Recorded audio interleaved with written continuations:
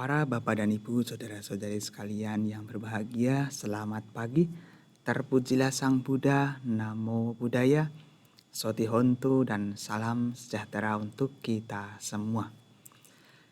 Di kesempatan pada pagi yang baik kali ini, saya akan membawakan sebuah kisah inspiratif. Kisah yang bisa menjadi pengingat serta penyemangat hidup kita yang bisa kita terapkan dalam kehidupan kita sehari-hari. Kisah ini adalah isi dari Akosa Sutta yang ada di dalam Sangyutta Nikaya.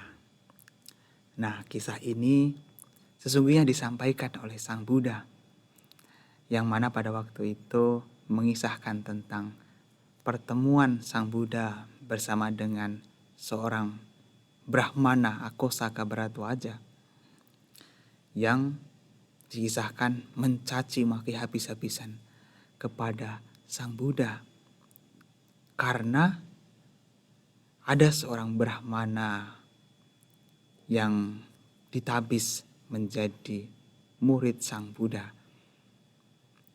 Nah, seperti apa isi dari sutta ini? Mari kita dengarkan bersama-sama. Seperti apa pesan moral yang bisa kita ambil. Para bapak dan ibu, saudara-saudari sekalian, pada suatu ketika Sang Bagawa sedang menetap di Rajagaha, di hutan bambu, di taman Suakatupai. Brahmana Akosaka Bharadwaja si pemaki mendengar bahwa dikatakan bahwa Brahmana dari suku Bharadwaja telah meninggalkan kehidupan rumah tangga dan menjalani kehidupan tanpa rumah di bawah petapa Gotama. Dengan marah dan tidak senang, ia mendatangi Sang Bagawa dan mencaci serta mencerca beliau dengan kata-kata yang kasar. Ketika ia telah selesai berbicara, Sang Bagawa berkata kepada Brahmana itu, "Bagaimana menurutmu Brahmana? Apakah teman-teman dan sahabat-sahabat, sanak keluarga dan saudara, juga para tamu datang mengunjungimu? Kadang-kadang mereka datang berkunjung, Gotama." Jawab Brahmana itu. Kemudian Sang Bagawa lebih lanjut bertanya kepadanya, "Apakah engkau mempersembahkan makanan kepada mereka?" "Kadang-kadang aku melakukannya," jawab Brahmana itu. "Tetapi jika mereka tidak menerimanya darimu, tidak memakannya, menjadi milik siapakah makanan-makanan itu?" Tanya Sang Bagawa. Kemudian Brahmana itu menjawab, "Tentu jika mereka tidak menerimanya, makanan itu akan menjadi milikku." Nah, kemudian Sang Buddha menjelaskan dengan sangat detail. "Demikian pula Brahmana, kami tidak mencaci siapapun, tidak memarahi siapapun, tidak mencerca siapapun, menolak menerima cacian dan kemarahan darimu yang engkau lepaskan kepada kami. Maka itu semua masih tetap menjadi milikmu, Brahmana. Itu masih tetap menjadi milikmu, Brahmana." Brahmana, seorang yang mencaci orang yang mencacinya, yang memarahi orang yang memarahinya, yang mencerca orang yang mencercanya, ia dikatakan memakan makanan, memasuki pertukaran. Tetapi kami tidak memakan makananmu. Kami tidak memasuki pertukaran. Itu masih tetap milikmu, Brahmana. Itu masih tetap milikmu, Brahmana. Jawab Sang Buddha. Raja dan para pengikutnya memahami bahwa Petapa Gotama adalah seorang arahat. Namun Guru Gotama masih bisa marah. Sang Bagawa kemudian menjawabnya dengan syair. Bagaimana mungkin kemarahan muncul dalam diri seseorang yang tidak memiliki kemarahan? Dalam diri seseorang yang jinak berpenghidupan benar, dalam diri seseorang yang terbebaskan oleh pengetahuan sempurna, dalam diri seseorang yang stabil, yang berdiam dalam kedamaian. Seseorang yang membalas seorang pemarah dengan kemarahan, dengan cara demikian, membuat segala sesuatu menjadi lebih buruk bagi dirinya sendiri.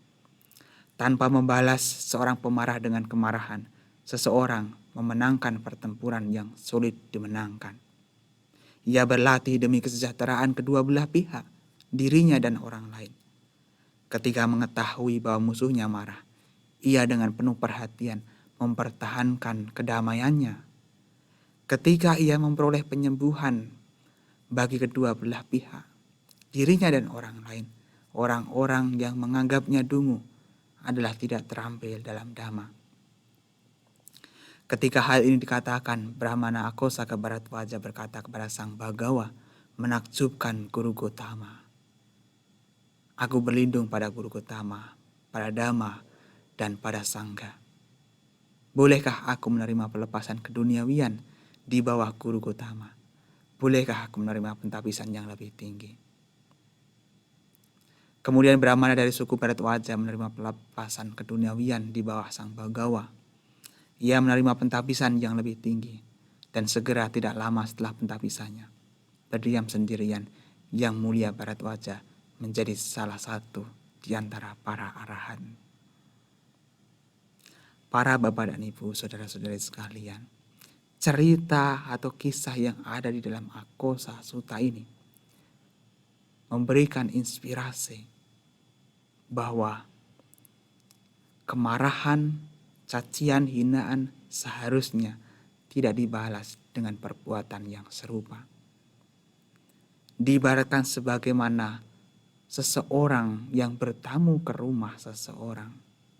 Apabila tuan rumah menghidangkan makanan dan minuman, kemudian menawarkan kepada tamu, tetapi tamu tersebut tidak mengambilnya, tidak memakan makanannya, maka makanan-makanan itu akan kembali menjadi milik si tuan rumah. Demikian juga kemarahan, cacian, hinaan yang dilontarkan oleh seseorang kepada kita. Kalau kita tidak mengambilnya, kalau kita tidak memakannya, tidak ikut menjadi marah, maka semua itu, cacian, kemarahan, hinaan akan kembali menjadi milik orang yang melakukannya, yang mengucapkannya. Maka dari itu, dari kisah ini kita sesungguhnya bisa belajar tentang bagaimana Sang Buddha menyikapi orang yang menghina dirinya, orang yang memarahinya, yaitu dengan tetap bersikap tenang, bersikap damai, dan tidak ikut-ikutan menjadi marah, tidak memberikan respon yang negatif. Karena barang siapa yang membalas kemarahan dengan kemarahan itu berarti menerima kemarahan itu, sehingga menimbulkan permasalahan yang baru. Tapi barang siapa yang dimarahi, dicaci maki, dihina, tetapi tetap dalam kondisi yang tenang, seimbang dengan batin yang damai, itu berarti tidak mengambil kemarahannya, tidak mengambil caciannya. Sehingga itu semua akan kembali menjadi milik orang yang melakukannya. Apa yang orang lain lakukan kepada kita, itu adalah karma mereka. Sementara respon apa yang kita berikan atas perbuatan itu akan menjadi karma baru kita. Maka sederhananya kita berpikir demikian. Kalau ada orang lain yang tiba-tiba dengan tanpa dasar menghina kita, mencaci maki kita, memarahi kita, selama kita tidak membalasnya dengan kemarahan yang serupa, dengan keburukan yang serupa, itu semua akan menjadi milik orang yang melakukannya. Maka dari itu, sikapilah cacian, sikapilah hinaan ini dengan senantiasa berpikir positif bahwa mereka melakukan karma dan apa yang kita terima ini adalah bagian dari karma kita. Apa yang mereka lakukan itu adalah karma mereka. Respon apa yang kita berikan terhadap perbuatan itu yang akan menjadi karma baru kita. Kemarahan bila dibalas dengan kemarahan tentu akan semakin memperbesar permasalahan. Maka dari itu, kemarahan cacian hendaknya kita balas dengan kebaikan. Kita sikapi dengan batin yang tetap tenang seimbang. Maka itu yang akan menyelesaikan permasalahan. Dan kita tidak akan dibuat menderita olehnya. Itulah para bapak dan ibu saudara-saudari sekalian. Nilai luhur yang bisa kita ambil dari kisah yang ada di dalam Akosa Sutta ini. Tentang bagaimana Sang Buddha menyikapi orang yang menghinanya, mencacinya. Dan kita bisa juga meneladani beliau dengan cara tetap bersikap tenang dengan batin yang damai di dalam menyikapi kemarahan, cacian, dan hinaan. Karena kalau kita tidak ikut marah, itu berarti semua kemarahan, semua cacian, semua hinaan akan kembali lagi pada orang yang melakukannya. Semoga cerita ini menjadi pengingat sekaligus penyemangat bagi kita untuk tetap punya kedamaian, punya ketenangan di dalam menyikapi keadaan yang tidak menyenangkan.